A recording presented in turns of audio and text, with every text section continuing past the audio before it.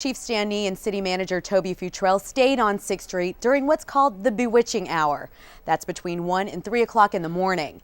While they walked the beat, you might be surprised by what they walked away with. She loves 6th Street. A lot of drunk people. Yeah, that guy's hammered.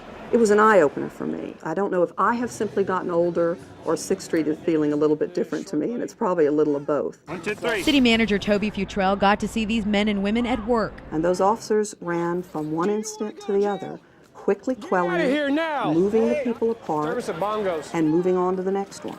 And doing it all in the context of a very large crowd interaction. Futrell's visit came shortly after the Austin American-Statesman series about racial disparity within APD. There was a lot of negativism that came out of this. But I do think there's now a lot of information and a deeper look at what our officers go through.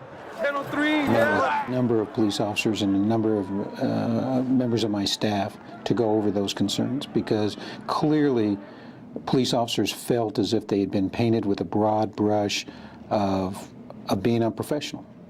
And in some cases, many felt that they had been labeled as racist.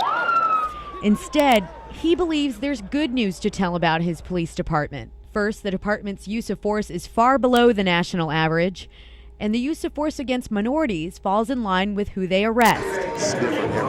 Start a fight. And Chief Nee's first-hand 6th Street patrol gave him even more to feel good about. How's business looking? You double check. Is it digital? Hey. Relax.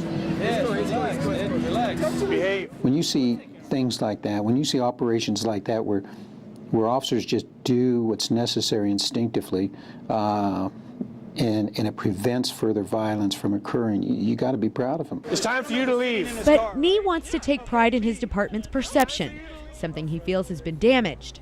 In turn, he believes that damaged perception has polarized the African-American community and his department.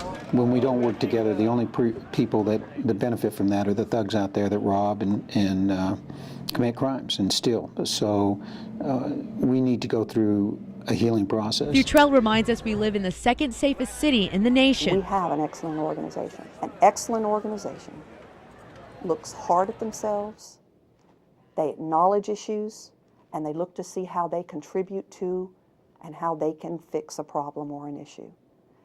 There's no shame in that. She believes racial disparity is something the whole community has to take head on.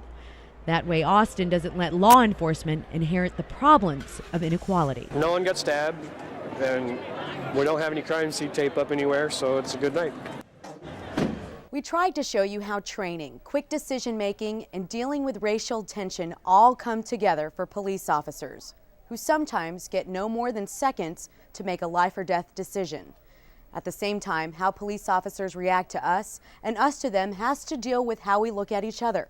We all carry racial bias. You find it in your child's school, your job, even your neighborhood. But recognizing it is a first step towards understanding each other.